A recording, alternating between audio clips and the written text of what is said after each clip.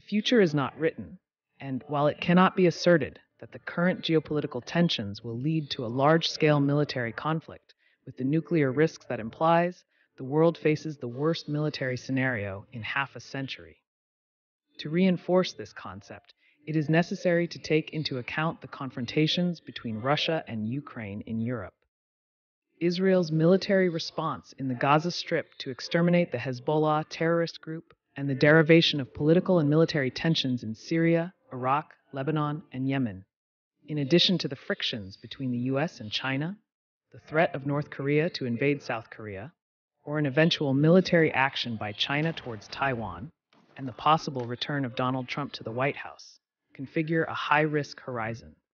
For the first time since 1945, Europe is experiencing a large-scale war, in which a great power invades a country not only to subjugate it, but to annex territory.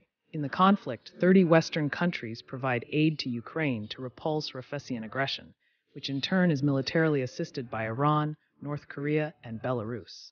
U.S. support for Kyiv is shaking, reinforcing Moscow's position. The circumstances are such that several European political and military leaders have emphasized to their citizens that the risk of the conflict reaching Western Europe is real. That is why the main international analysts coincide in that the world faces the worst military scenario in 50 years.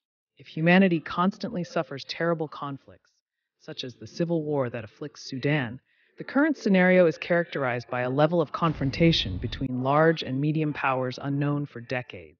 As feared, the conflict between Hamas and Israel has escalated, and a dozen of countries are already directly involved in hostilities of various types. In East Asia, North Korea has given an abrupt turn while developing new weapons and tightening ties with Putin's Russia. Other wars with terrible human consequences and major geostrategic repercussions have occurred in recent decades, from Afghanistan and Iraq to the Balkans and Congo or Syria, which also had strong international involvement.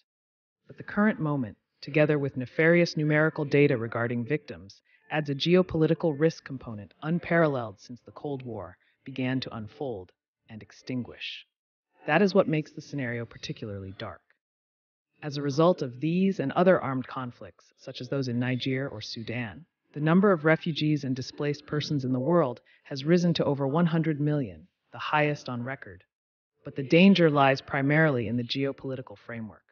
We are in an era of direct competition between major countries, a worrisome fact. The level of cooperation, for example, between China, Russia, Iran, and North Korea is, in a sense, new. The old treaties of nuclear arms control between the US and Russia are collapsing, and there is no prospect of new ones being signed with China. Like during the Cold War, there is currently a power struggle between powers. But at least for now, the nuclear factor, the nuclear power of some of the powers in tension, conditions that struggle. A single president or dictator who presses the red button could trigger a large-scale nuclear war and the destruction of a large part of the planet. The future is not written, and the situation does not necessarily have to worsen.